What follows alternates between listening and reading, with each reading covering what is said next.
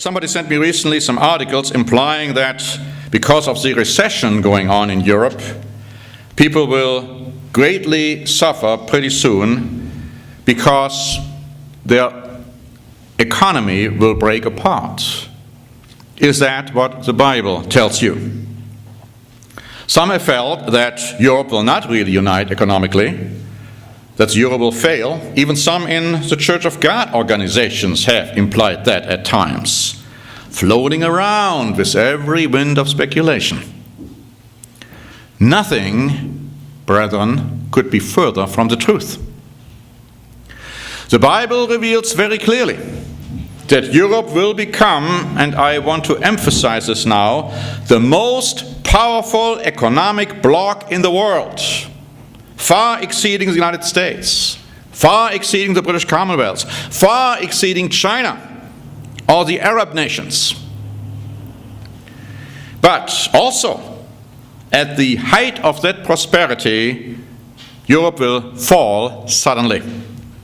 But not before it has launched a terrible persecution on true Christians and all those who keep the Sabbath and refuse to keep Sunday. We know from the Bible, do we know from the Bible, that the ancient Roman Empire will be revived 10 times. And that the 10th and last time is occurring right now. It will consist of numerous European nations, which will be led by 10 core nations or groups of nations under the charismatic direction of a military and economic as well as a religious personage. Now we find descriptions of this powerful economic future end-time enterprise in numerous places in the Bible, both in the Old and the New Testament. But before I go on, I'd like to quote from an interesting book. It's written by Tim LaHaye, the one who also wrote all the Left Behind novels. This one is a new series on Babylon Rising. Now, it's of course a novel. It's a science fiction novel, kind of, but it's also very interesting in that he has a lot to say from a biblical standpoint. But here is his foreword. And when I read that, it showed how deceived people can become. That's what he said. One of the end times prophecies whose fulfillment Bible scholars have anticipated for over 100 years is the revival of the old Roman Empire. Because that empire was never replaced by another world ruler like the 3 previous empires mentioned by the great Hebrew prophet Daniel, many have written and predicted that Rome would be reunited in the last days. These expectations are based on Daniel chapters 2, 7, and 8, the latter verses of chapter 11, and Revelation 13. 25 years after World War II, scholars really began to get excited with all the talk about the European common market, the United States of Europe, the German and French-inspired banking system, and the euro dollar that is already in place.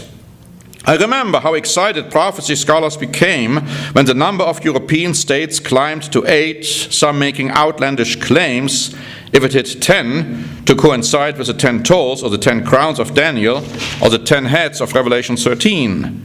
However, deafening silence has prevailed ever since the numbers exceeded 20 states of Europe.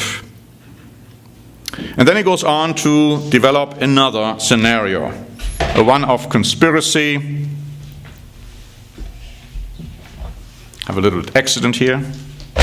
So one of conspiracy with 10 individuals who allegedly bring about this different kind of unification. Of course, that isn't true.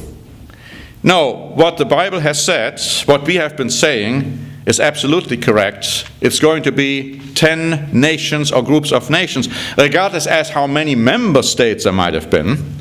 But they are going to be the core nations within the confines of the European unification, who are then going to give their power and their authority to a charismatic political, economic leader, military leader, and also, of course, to a religious leader. So we don't have to jump off the track because it appears as if right now there are some scenarios going on which don't seem to fit in the paradigm. And we don't have to start with new ideas, new concepts, like some have said that the woman riding the beast in Revelation 17, oh, that's the United States of America riding Europe. Now, we understand who the woman is riding the beast, and we understand that Europe is going to become the most powerful economic entity in the world, even though they might go through temporary setbacks, even though they might go through temporary recessions even. But it's not going to end in doing away with the euro. Now, you have the Italian former leader, Berlusconi, who allegedly now has said, because he's running again, or when he becomes the next prime minister, he is going to reintroduce the Italian lira. At least he says, besides the euro. I'm not sure that this is going to happen. Some have said that Germany is going to do with the euro and replace it by the Deutschmarks. That is most certainly absolutely 100% not going to happen. The euro is the glue which keeps the unification of Europe together. But what about the economy? That's what I want to mainly focus on today. One startling revelation can be found in the book of Ezekiel, describing a mystical, prosperous city with the name of Tyre. Now, we're going to look at these prophecies because they are prophecies. Some people look at these statements in the book of Ezekiel and just say, oh, this is just talking about ancient Tyre. Now, these are prophecies for the future. They're not talking about ancient Tyre only. They are introducing ancient Tyre, but then they are talking about the future. It's a mystical name like Babylon. In the book of Revelation, it's a mystical name. It's not talking about ancient Babylon. We understand that it's talking about modern Rome, the modern Roman Empire. The same is true, as we will see, for Tyre. And it's not just talking about a city either. It's talking about an entire system. We find those prophecies in Ezekiel chapter 27 and 28. And first, those prophecies describe Tyre's, or better, Europe's incredible wealth. But it also describes its sudden demise and the death of its leaders. First describing the religious leader of that system as a prince of Tyre, it then actually describes the real power behind that system, the king of Tyre, none other than Satan the devil. And so I like to refer now to a few of those passages describing the wealth of the European system and its main city, mystical Tyre, and that is compared actually to a merchant ship. Now here the Sonsino commentary has this to say. Ezekiel pictures Tyre as a magnificent ship constructed from the best material, furnished with the choicest equipment, and manned by the most skillful sailors. He then describes in graphic imagery and in a remarkably detailed style the various types of merchandise which made up the ship's cargo. Sailing proudly on the high seas, it was overtaken by a tempest and suffered shipwreck. Everything on board was lost. The disaster caused intense consternation among the neighboring cities, and seamen, merchants, and kings uttered lamentation over the catastrophe. Let's turn to Ezekiel chapter 27. Ezekiel chapter 27, and let's notice how this end-time system is described. Ezekiel 27, in case I should explain, when you wondered what the accident was, it was my cup of water, which my wife gave me, and I forgot that it was there. And so then, in the meantime, she was able to remove the water which was floating all over the place. But you didn't see that on the camera, and you didn't hear that when it came to the transmission. But in Ezekiel chapter 27, and we need to have a little bit of humor because it's a very sincere and strong sermon today, obviously, as you can already imagine from the context. But as I pointed out in the sermonette, we really don't have any cause to fear if we are close to God and stay close to Him. In Ezekiel 27, let's just read it through to begin with, beginning in verse 12. Tarshish was your merchant because of your many luxury goods. They gave you silver, iron, tin, and lead for your goods. Javan, Tubal, and Meshech were your traders. They bartered human lives and vessels of bronze for your merchandise. Those from the house of Togarmah traded for your wares with horses, steeds, and mules. The men of Dedan were your traders. Many isles were the market of your hands. They brought you ivory tusks and ebony as payment. Syria was your merchant because of the abundance of goods you made. They gave you for your wares emeralds, purple, embroidery, fine linen, corals, and rubies. Judah and the land of Israel were your traders. They traded for your merchandise wheat of Minas, millet, honey, oil, and balm. Damascus was your merchant because of the abundance of goods you made, because of your many luxury items, with the wine of Helbon and with white wool. Dan and Yavan paid for your wares, traversing back and forth. Wrought iron, cassia, and cane were among your merchandise. Dedan was your merchant in saddlecloths for riding. Arabia and all the princes of Kedar were your regular merchants. They traded with you in lambs, rams, and goats. The merchants of Sheba and Ramah were your merchants. They traded for your wares of the choicest spices, all kinds of precious stones and gold. Haran, Shenna, Eden, the merchants of Sheba, Assyria, and Shilmat were your merchants. These were your merchants in choice items, in purple clothes, in embroidered garments, in chests and multicolored apparel, in strong twined cords which were in your marketplace. And the ships of Tarshish were carriers of your merchandise, and you were filled with and very glorious in the midst of the sea. And then in verse 33 it says, when your wares went out by sea, you satisfied many people. You enriched the kings of the earth with your many luxury goods and your merchandise. Now if we compare this description with what the Bible says about end-time modern Babylon, we see very clearly that both the system and the city represent that very same system. Notice in Revelation chapter 17, verses 1 to 4. Revelation chapter 17, verses 1 to 4.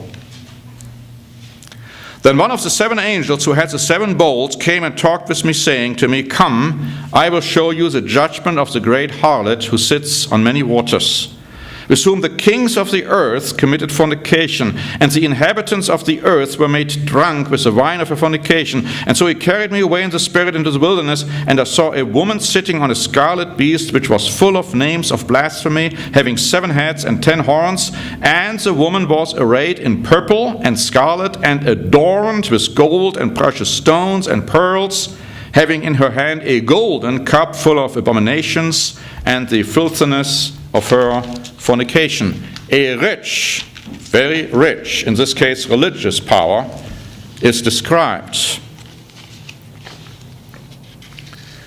I'd like to go back to our booklet, and if you haven't read that for a while, The Great Tribulation and the Day of the Lord. I would most certainly encourage you to read it again, because it is talking about what is going to happen in a very few years from now. And I'd like to quote from the scripture, or from the passage in this booklet, talking about ancient and modern Tyre in prophecy. And that's what we are saying, giving some more explanations as to what we have just read. It says the focus in the 27th chapter of the book of Ezekiel changes. Notice that it no longer describes the ancient city of Tyre. Rather, it speaks about a powerful modern economic system that is comparable to the wealth and prosperity of ancient Tyre. Just as the Bible uses Babylon to refer to an ancient city as well as to a modern city, the Bible also uses Tyre in similar ways. Modern Tyre in Ezekiel 27 is described as a great merchant ship, a symbol of its importance as an economic power. This refers to the modern European system still in the future, and is in fact the last resurrection of the ancient Roman Empire. The system, now notice this carefully, The system is also described as a military power in Ezekiel 27, verses 10 to 11. But beginning with verse 12, Ezekiel returns to his description of the system of modern Tyre as a wealthy economic power. This switch from an economic to a military power and then back to an economic power might suggest that the real economic wealth and prosperity that originally existed to an extent is going to be heavily increased by military actions and not by peaceful means. Notice how this European economic system is described in Ezekiel chapter 27, verses 12 and 13, and note also the areas and countries as identified by archaeology and history with whom the system will trade. Tarshish, a city in Spain, symbolic for the economic power of Spain. Now, Spain is in the news right now as being in big financial trouble. According to the Bible, this will change. All right, Tarshish was your merchant because of your many luxury goods. They gave you silver, iron, tin, and lead for your goods. Then Javan is mentioned, Greece, perhaps Japan, Tubal and Mesesh, nations of peoples originally between the Black and the Caspian Sea, which could be a reference to the Russian cities of Tobolsk and Moscow. In other words, Russia was your trader. They bartered human lives and vessels of bronze for your merchandise. Yes, even human lives, slaves, will be traded within that system. Continuing with verse 14, those from the house of Togoma, Siberia. Now some have felt this might also be a reference to Armenia. They traded for your wares with horses, steeds, and mules. The men of Dedan, Arab nations, were your traders. Many isles were the market of your hand. They brought you ivory tusks and ebony as payment. Some say forced tribute, suggesting occupation, suggesting enslavement. Syria was your merchant because of the abundance of goods you made. They gave you for your wares emeralds, purple, embroidery, fine linen, corals, and rubies. And now notice in verse 17 who else will have to an extent an economic relationship and trade arrangements with this European system, at least at the beginning. Judah and the land of Israel. So wherever the house of Israel is today, including the British Isles, the United States of America, Canada, New Zealand, Australia, were your traders. Have you just heard about the new trade agreement President Obama wants to make with Europe? They traded for your merchandise, wheat of Minas, millet, honey, oil, and balm. The modern houses of Israel and Judah will export wheat, millet, and other grains and goods, as well as medical supplies, symbolized by the word balm, to the European economic system.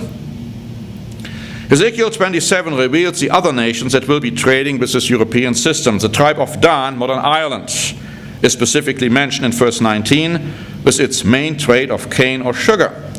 The Arabs are identified in verses 20 and 21. Verse 23 mentions Assur and Chilmat.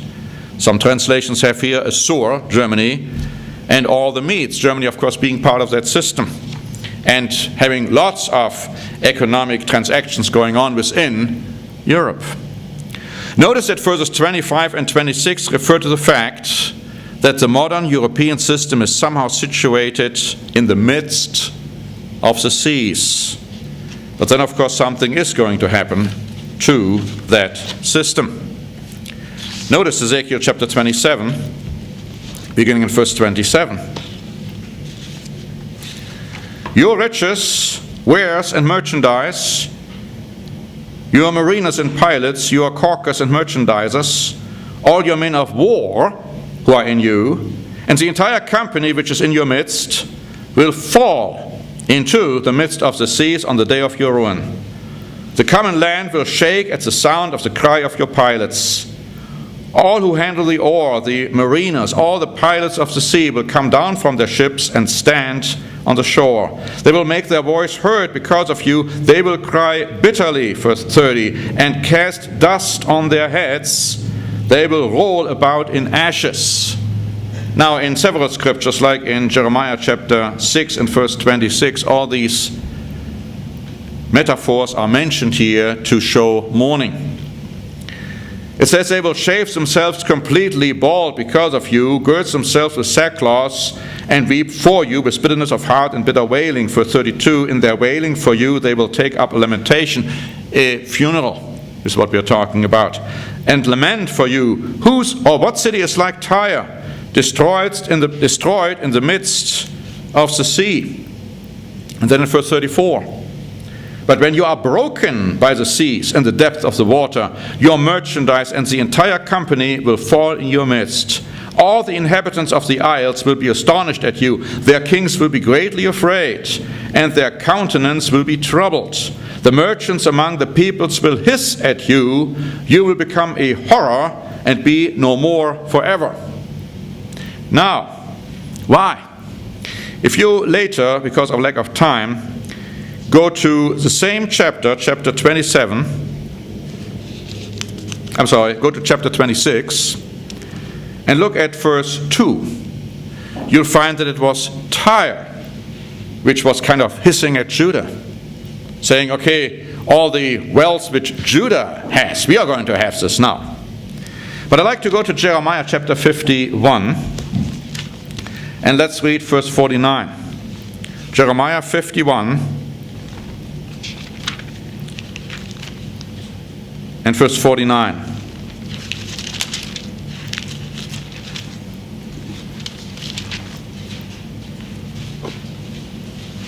It says, as Babylon, now here we talk about Babylon, but as I will show you, Tyre and Babylon, same thing here. As Babylon has caused the slain of Israel to fall, notice, so at Babylon the slain of all the earth shall fall. God is paying them back what they have done. Since we are in the book of Jeremiah, let's notice in chapter 51 and verse 7. Babylon was a golden cup in the Lord's hand. We read about the golden cup before in the book of Revelation. That made all the earth drunk.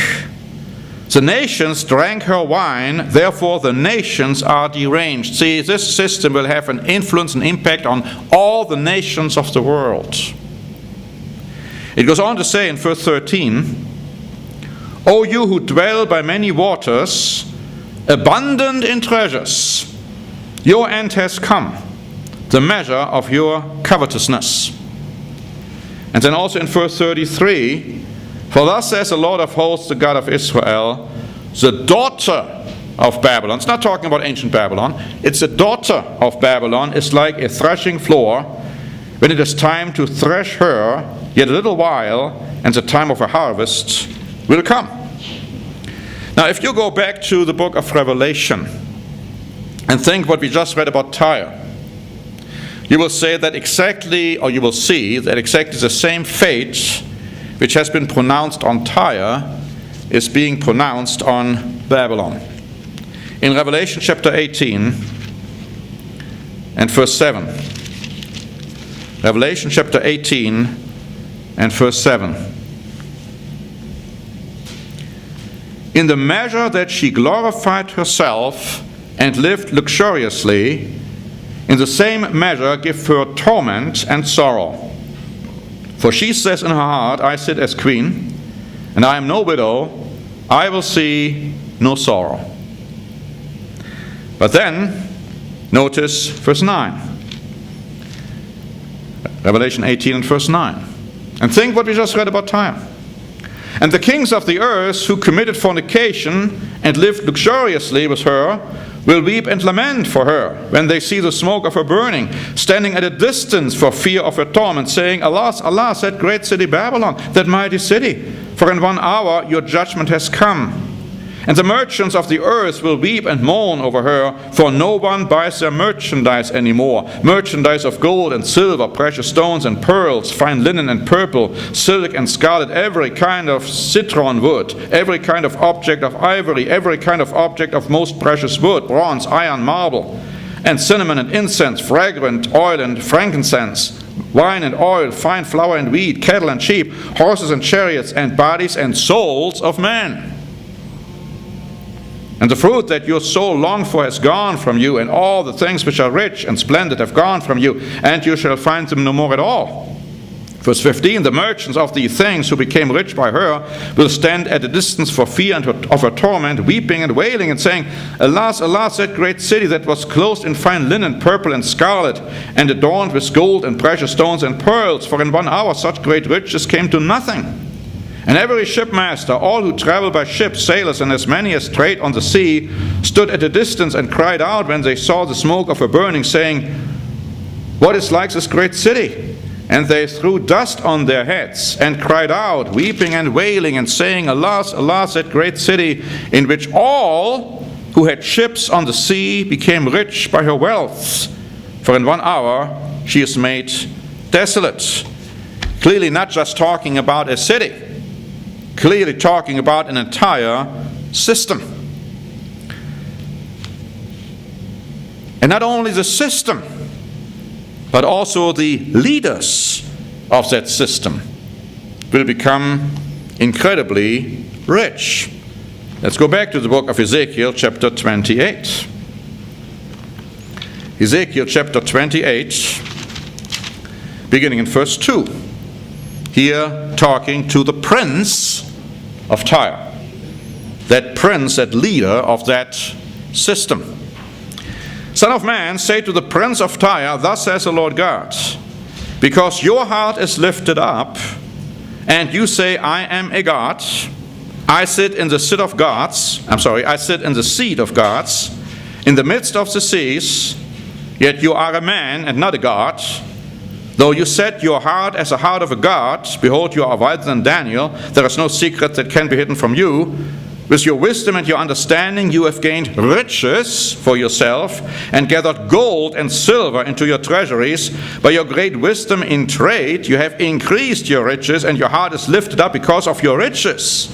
Therefore, thus says the Lord God, because you have set your heart as a heart of a god, behold, therefore I will bring strangers against you, the most terrible of the nations, and they shall draw their swords against the beauty of your wisdom and defile your splendor. Now, I'd like to just make one comment real quick before I go into much more greater detail. We have read that this person says, I am a god, I sit in the seat of gods. If you compare that with a very famous scripture in 2 Thessalonians chapter 2, let's just do this right now. 2 Thessalonians chapter 2. You find the same expression uttered by none other than the false prophet. Now, some say Antichrist, even though the word Antichrist in that regard isn't mentioned in Scripture. It's talking about a spirit of Antichrist. But here it's clearly talking about the false prophet, a religious figure. Notice what we read about him in 2 Thessalonians chapter 2 and verse 4. 2 Thessalonians chapter 2 and verse 4. Here is this man of sin, that son of perdition, that man of lawlessness, that false prophet, verse 4, who opposes and exalts himself above all that is called God, or that is worshipped, so that he sits as God in the temple of God, showing himself that he is God. Here a temple is mentioned. Now we have already begun a series in our Q&As on a temple, which is going to be built, for everything we can see, by the Jews prior to Christ's return. And this man of sin, this prince of Tyre, that false prophet, is going to be sitting in that temple, proclaiming that he himself is God. God has something to say about this. Let's go back to Jeremiah chapter 51. Jeremiah chapter 51. And let's read verses 51, because it gives you a clue as to why Tyre, why modern Babylon will be destroyed. One of the reasons. Jeremiah chapter 51 and verse 51.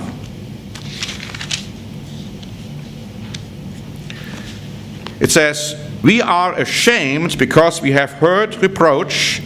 Shame has covered our faces. For strangers have come into the sanctuaries of the Lord's house. Let's look at verse 11 in Jeremiah 51. Jeremiah 51, verse 11, makes the arrows bright, gather the shields. The Lord has raised up the spirit of the kings of the Medes, for his plan is against Babylon to destroy it, because it is the vengeance of the Lord, the vengeance for his temple.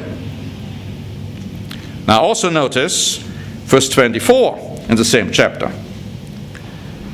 Jeremiah 51, verse 24, and I will repay Babylon and all the inhabitants of Chaldea for all the evil they have done in Zion in your sight, says the Lord. And also chapter 50 and in verse 28. Jeremiah 50, verse 28. The voice of those who flee and escape from the land of Babylon declares in Zion the vengeance of the Lord our God, the vengeance of his temple. So something is going to happen to that temple, which the Jews are going to build, the Lord's house, and this king, this false prophet is going to sit in it, desecrate it, and God will deal with it in his due time. Now, I want to show you from some commentaries that we are not the only ones who understand that Tyre, in the book of Ezekiel, beginning at least in chapter 27, is not talking about ancient Tyre, but it's talking about modern Babylon. It's talking about the Antichrist, the way they call it, the false prophet, when it talks about the prince of Tyre. See, Gill's exposition of the entire Bible is going to have a few comments to make, and I just want to quote a few excerpts from it. And he draws these parallels between what you read in the book of Ezekiel and what you read in the book of Revelation. And he says here, they shall cast dust upon their heads, a custom used in eastern countries in time of mourning and sorrow, and they shall wallow themselves in ashes or roll themselves in them, another custom used in mourning. And he goes on to say, this may respect Babylon's last destruction, since which it has not been, nor now is, or ever will be. This will be true of mystical Babylon, the antitype of Tyre. This prince of Tyre, he says, is thought by some to be an emblem of the devil, but rather of Antichrist. Now he's talking about the false prophet, calling him Antichrist. And between them there is great agreement, and it seems to have a prophetic respect to him. And then he quote, and you have said, I am a God. This he said in his heart, in the pride of it, and perhaps expressed it with his lips, and required divine homage to be given to him by his subjects, as some insolent, proud, and haughty monarchs have done, in which he was a lively type of Antichrist who shows himself and behaves as if he was God, taking upon him what belongs to God. Notice, pardoning the sins of men, opening and shutting the gates of heaven, binding men's consciences with laws of his own making, dispensing with the laws of God and man, calling himself or suffering himself to be called God and to be worshipped as such. See 2 Thessalonians 2, verse 4. Very clearly he is making that connection. He goes on to say, I sit in the seat of God, in a place of delightful, safe, and happy as heaven itself, where the throne of God is. And so Antichrist is said to sit in the temple of God, where he assumes a power that does not belong to him, calling himself Christ's vicar. See 2 Thessalonians chapter 2 and verse 4. It says, in the midst of the sea surrounding with them, thus the whore of Rome is said to sit upon many waters. Revelation 17 verse 2. Yet, going back to Ezekiel, you are a man and not God. That is a frail, weak, and mortal man, not the mighty God, as his later destruction shows, and as the popes of Rome appear to be, by their dying as other men, or by their resigning, and as Antichrist will plainly be seen to be, when he shall be destroyed with the breath of Christ's mouth and the brightness of his coming. The commentary by Jameson, Fawcett, and Brown goes on to say, the language, though primarily here applied to the king of Tyre, yet has an ulterior and fuller accomplishment in Satan and his embodiment in Antichrist. This feeling of superhuman elevation in the king of Tyre was fostered by the fact, and I didn't know this, but I found this extremely interesting. This feeling of superhuman elevation of the king of Tyre was fostered by the fact that the island on which Tyre stood was called Holy Island, being sacred to Hercules. So much so that the colonies looked up to Tyre as the mother city of their religion, as well as of their political existence. As in nowadays, they're looking at Rome as the mother city of their religion. But as I said, and as I will show you, it's not just the city of Rome we're talking about. Gill's commentary goes on to say, where it talks about you have increased your riches to a very great degree, so Antichrist has done, especially through trafficking with the souls of man, which is one part of his merchandise, as it was of Tyre. Thus elated with worldly grandeur and riches, the whore of Rome is represented as proud, vain, and haughty. And then finally, as is to say, they draw their swords against the beauty of your wisdom, their beautiful city and spacious buildings, the palaces of their kings and nobles, their walls and towers erected with so much art and skill, or their forces, the men of war within their city, which made their beauty complete, so well skilled in many affairs, or their ships, and the merchandise of them, and the curious things brought in them, even everything that was rich and valuable, the effect of their art and wisdom, all of which may be applied to the city of Rome, when it will be taken, ransacked, and burned. And they shall defile your brightness, they shall profane your crown, cast down your crown, your throne, destroy your kingdom, all that is great and glorious in you. Thus the whore of Rome shall be made bare and desolate. Going again back to the passages in the book of Revelation. But there is more. I mean, we kind of knew this, I believe, even though many have probably never looked at the scriptures in Ezekiel, referring to Tyre, and seeing how all of that fits. But, when I studied law, I first looked at the first few semesters, and they were giving us the basics. And then when we were going towards examination, we went to courses, special courses, preparing us for the exams. And in those courses, we went far beyond the basics. And I remember one time the professor said, well, what I'm telling you now, I didn't tell you that earlier because it would have only confused you, because you first had to learn the basics. But now I want to tell you a few more things. Now we have established the basics.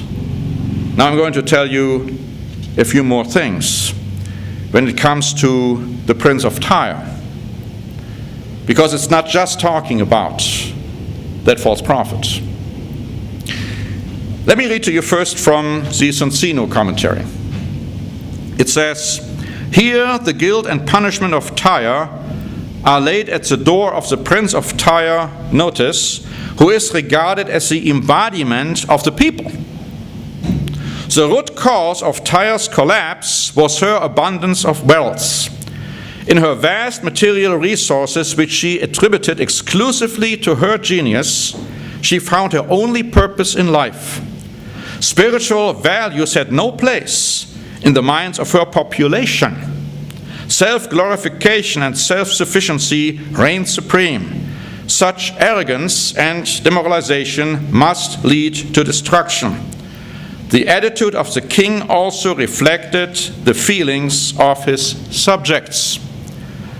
The false prophet, the beast, will exemplify what also the people are thinking. The people gets the leader it deserves. We have heard this many, many times before. The Broadman Bible commentary agrees with this saying, talking about the judgment on the Prince of Tyre. this chapter specifies more exactly the reasons for judgment upon Tyre and its rulers. Generally, a nation is led in its national policies by its chief officer, be it monarch, president, dictator, hireling, I might add, religious leader. The prince of Tyre was the one who had forged the will of the people into a mad pursuit for commercial gain. King after king had adopted the same policy, and ultimately the whole people were gripped by an obsessive mania for commercial genius. It was their manifest destiny, so they thought, to rule the maritime world of their day. Tyre thus deified herself, and her genius for gaining wealth was her life's purpose. Ezekiel devotes an entire chapter to this national image projected by the ruler. He was the epitome of the nation's spirit, the personification of its character. Now, he himself only will say, I am a god. The people themselves feel that they are divine or godly. Don't have to care about God at all. And we're not just talking about Europe. That spirit is permeating throughout the world. You'll find it here in the United States of America as much as you find it in every other country. This commentary goes on to say, Tyre's offense is embodied in the person of her ruler, who typifies the national attitude. National business wisdom, which should be viewed here as shrewdness, cunning, or craftiness in trade, had brought unrestricted prosperity and fame to the nation. Its people basked in the accolades of other trade nations. They were satisfied with grandiose waves of self-adulation, since there seemed to be no limit to their ability to amass wealth. Oh, we follow the American way. There's nothing we cannot do. No limit. They rationalized that they were as wise as a god. They were their own god. But notice what Christ tells us. Notice what he inspires James to say, because this should and must apply to us today. We in the church had better take great note of the warnings here. James chapter 4, beginning at verse 13. Come now, you who say, today or tomorrow we will go to such and such a city, spend a year there, buy and sell and make a profit. Economic wealth. Whereas you do not know what will happen tomorrow. For what's your life? It's even a vapor that appears for a little time and then vanishes away. Instead, you ought to say, if the Lord wills, we shall live and do this or that. But now you boast in your arrogance. All such boasting is evil. Chapter 5, verse 1. Come now, you rich, weep and howl for your miseries that are coming upon you. All these merchants, when they see Babylon, Tyre to be destroyed, they're going to weep and howl. He says, your riches are corrupted. Your garments are moth-eaten. Your gold and silver are corroded.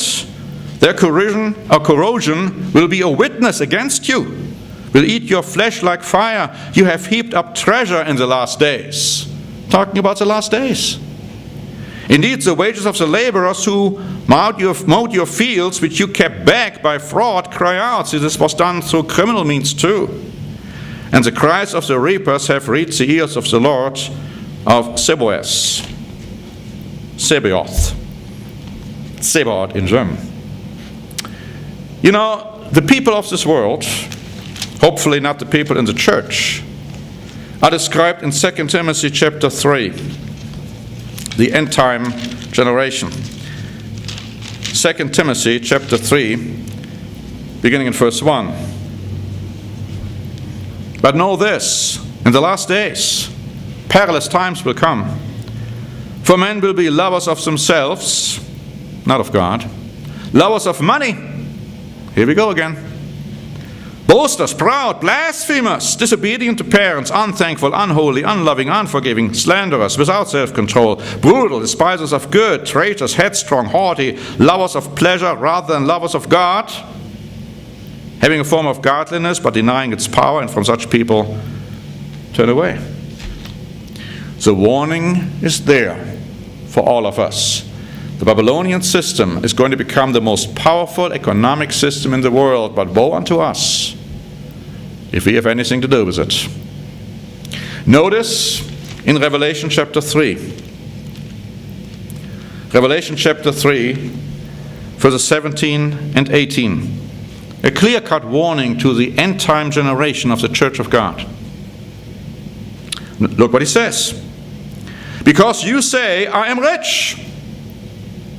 I am rich. I have become wealthy. I have need of nothing. Of course we are talking in spiritual terms here, but we also might very well be talking in physical terms. Because the ancient city of Laodicea, that's what the people were. They were rich. Physically. But you do not know that you are wretched and miserable and poor and blind and naked. Well, I counsel you to buy from me gold refined in the fire, the real spiritual gold, that you may be rich, spiritually speaking. And white garments, that you may be clothed, that the shame of your nakedness, spiritually speaking, may not be revealed. And anoint your eyes with eye salve, that you may see. They had this eye salve in Laodicea, using it for medical means. But Christ says that's not what's about here. You have to improve in spiritual terms. We are clearly told to come out of this system. A system which is forming. That's the spirit of the system which is already here. Notice, first in Revelation chapter 18, verses 1 to 4. Revelation 18 and verse 1. After these things I saw another angel coming down from heaven, having great authority, and the earth was illuminated with his glory. And he cried mightily with a loud voice, saying, Babylon the great is fallen, and has become a habitation of demons, a prison for every foul spirit, and a cage for every unclean and hated bird. For all the nations have drunk of the wine of the wrath of her fornication. The kings of the earth have committed fornication with her, and the merchants of the earth have become rich through the abundance of her luxury. And I heard another voice from heaven saying, Come out of her, my people, lest you share in her sins, and lest you receive of her plagues. Now, many times we look at this from a spiritual, religious standpoint. Let's also look at this from the economic standpoint, which is clearly here included. Come out of her, my people. Don't have anything to do with the way they come to their wealth. Let's go back to Jeremiah chapter 50. Jeremiah chapter 50 and verse 8. Again, we find the warning here, time and again in the Old Testament. Jeremiah 50 and verse 8, Move from the midst of Babylon, go out of the land of the Chaldeans, and be like the rams before the flocks. Now that doesn't necessarily have to mean that you literally come out of Europe, because you see the Spirit is going to be all over the place. No, spiritually speaking, you separate yourself from what's going on. Jeremiah chapter 51 and verse 6, Flee from the midst of Babylon, and every one save his life. Do not be cut off in her iniquity, for this is a time of the Lord's vengeance. He shall recompense her. Also notice verse 45. In the same chapter, Jeremiah 51 and verse 45. My people, go out of the midst of her. Let everyone deliver himself from the fierce anger of the Lord. And lest your heart faint and you fear for the rumor that will be heard in the land. A rumor will come 1 year, and after that in another year a rumor will come, and violence in the land, ruler against ruler. All these things are going to happen. We are hearing already a lot of rumors today, and people get all excited about them, not understanding the biblical truth.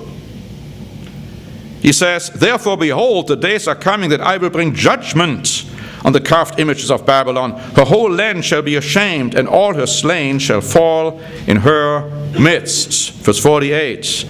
Then the heavens and the earth and all that is in them shall sing joyously over Babylon, for the plunderers shall come to her from the north, says the Lord. As Babylon has caused the slain of Israel to fall, we read that, so at Babylon the slain of all the earth shall fall.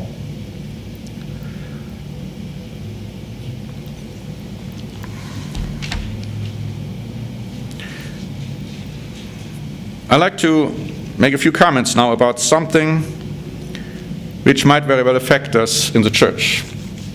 Because this particular situation, this economic wealth, this feeling like, oh, we have to have what the neighbor has. And if the neighbor has something, we have to have it.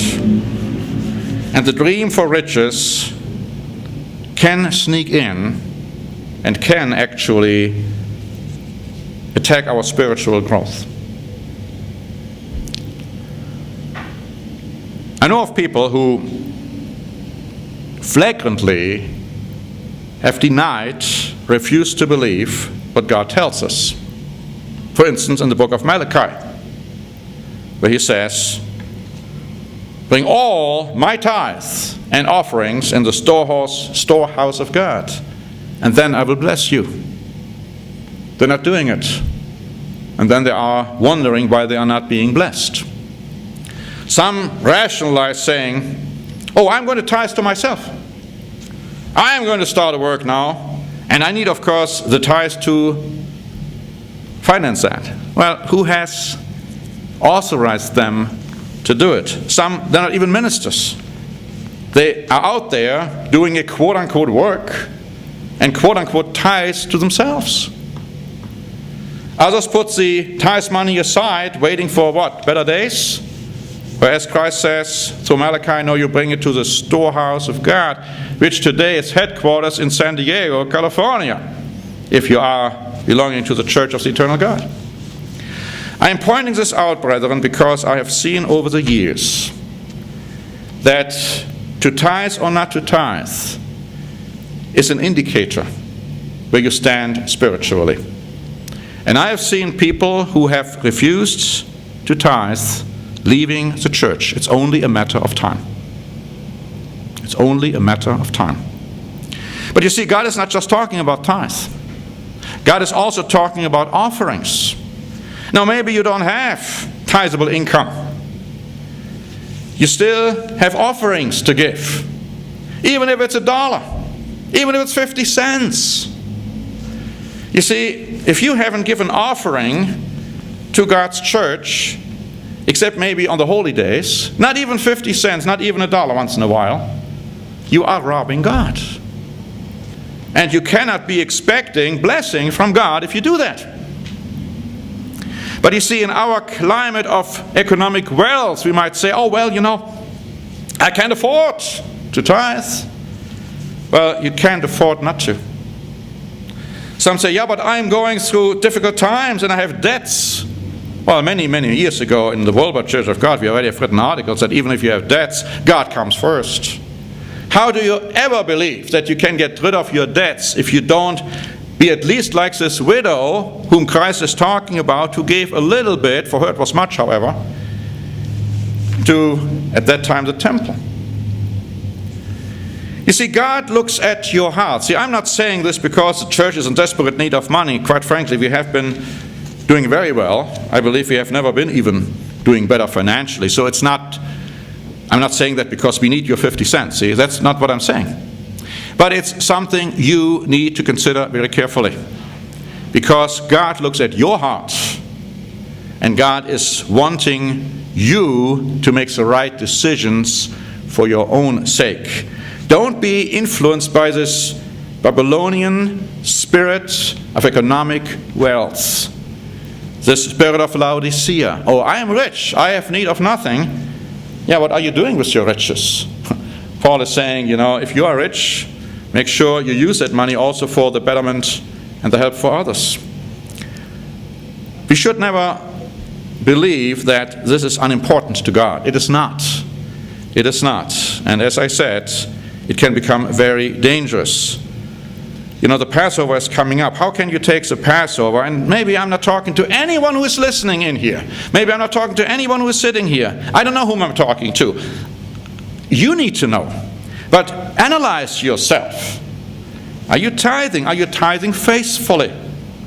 I'm not saying these things often, but once in a while they need to be said. Because you see, the times will get rougher. The Bible tells us in Revelation chapter 18,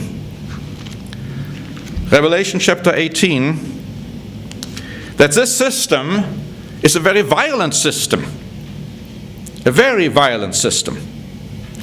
In Revelation chapter 18 and verse 24 it says, "And in her was found the blood of prophets and saints and of all who were slain on the earth." This system is going to be responsible for everyone who's going to be killed, ultimately. It's just not talking about a city, as you see. It's talking about an entire system. Chapter 19 and verse 2, Revelation. Chapter 19 and verse 2. "For true and righteous are his judgments, because he has judged the great harlot who corrupted the earth with her fornication, and he has avenged on her the blood of his servants shed by her." But let's go on, noticing in chapter 17, Revelation 17, and in verse 6, "And I saw the woman drunk with the blood of the saints and with the blood of the martyrs of Jesus. And when I saw her, I marveled with great amazement." This system will be responsible for the murder of true Christians. Revelation chapter 13, verses 15 to 18. Talking about two beasts here. That military beast and then this religious beast, that religious system. It says in verse 15, "And he was granted power to give breath to the image of the beast, and that image of the beast should both speak and cause as many as wouldn't worship the image of the beast to be killed. And he causes all, both small and great, rich and poor, free and slave, to receive a mark on their right hand or on their foreheads, that no one may buy or sell, except one who has the mark or the name of the beast or the number of his name." We have always understood the mark of the beast having to do with true worship, keeping the Sabbath, keeping the holy days, rejecting wrong worship like Sunday, pagan holidays, Christmas, Easter, Halloween, and so on. But ultimately, there are only two choices.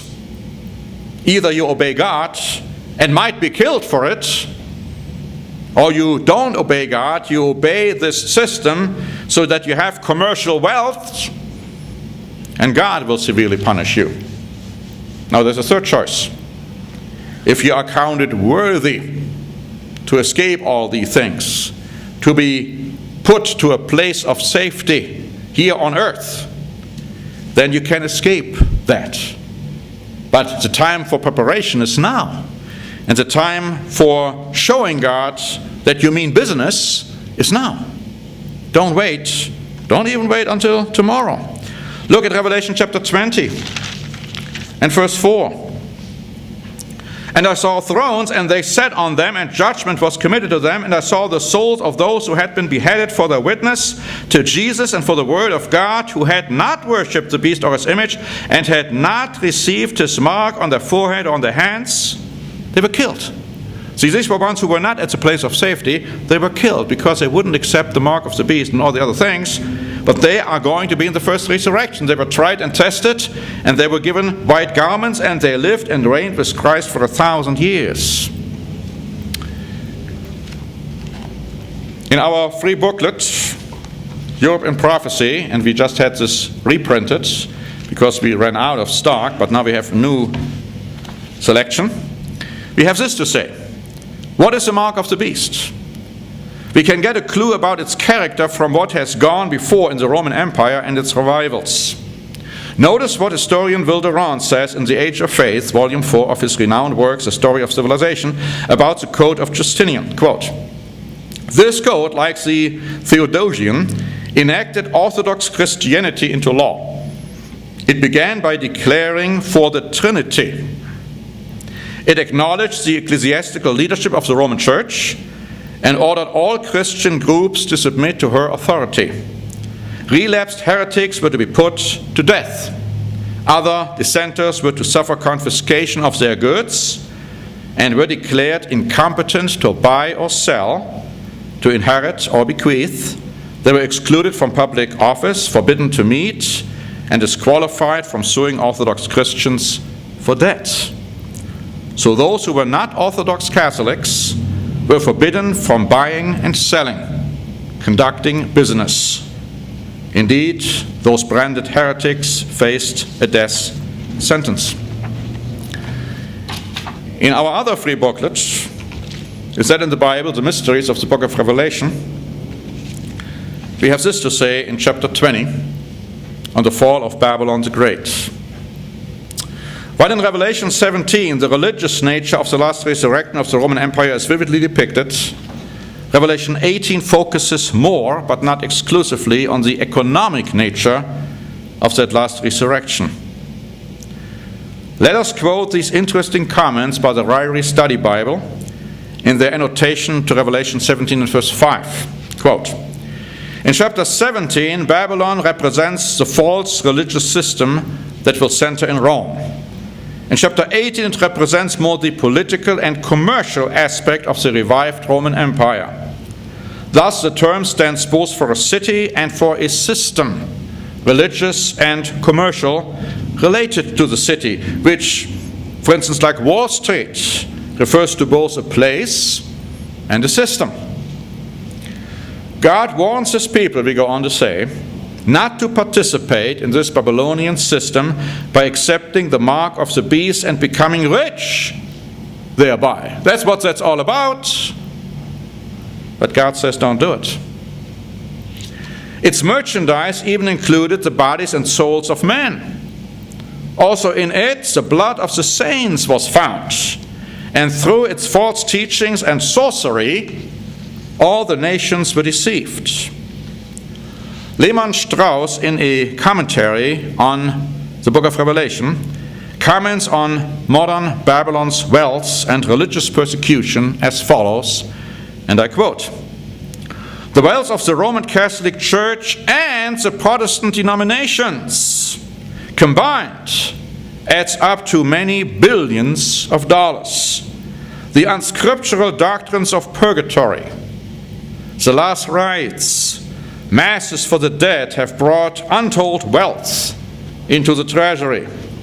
Sir Robert Anderson of Scotland Yard fame estimated that Rome was guilty of the death of 50 million Christians. She will be judged because of the untold number of victims whom she slaughtered in the Inquisition, in the St. Bartholomew's massacre. She must pay for those shocking murders and for the many bloody persecutions which followed, and we add here, and which are still going to occur in the future." But as we have seen, the Prince of Tyre is an embodiment of how the nations will feel. They will worship the beast. They will worship the false prophet. They will be deceived by him. They haven't maintained the love for the truth. It's all together what God is going to have to destroy. We go on to say in our booklet, God will destroy the modern city of Babylon in 1 day, 1 hour. God will totally wipe out that city as well as the religious, economic, political, and military system it represents, to become a habitation and prison for demons. And we conclude in our booklet with this statement, and I'd like to conclude the sermon with this statement, a question, a statement. We will observe very shortly the final revival of the ancient Roman Empire in Europe. A most powerful world-ruling empire will emerge, attempting to impose its religious and military values on everybody. And as we know these things, we ought to take very seriously Christ's warning in Luke chapter 21. "But take heed to yourselves, lest your hearts be weighed down with carousing, drunkenness, and cares of this life, that this day may come on you unexpectedly. For it will come as a snare on all those who dwell on the face of the whole earth. Watch therefore and pray always, that you may be counted worthy to escape all the things that will come to pass, and to stand before the Son of Man."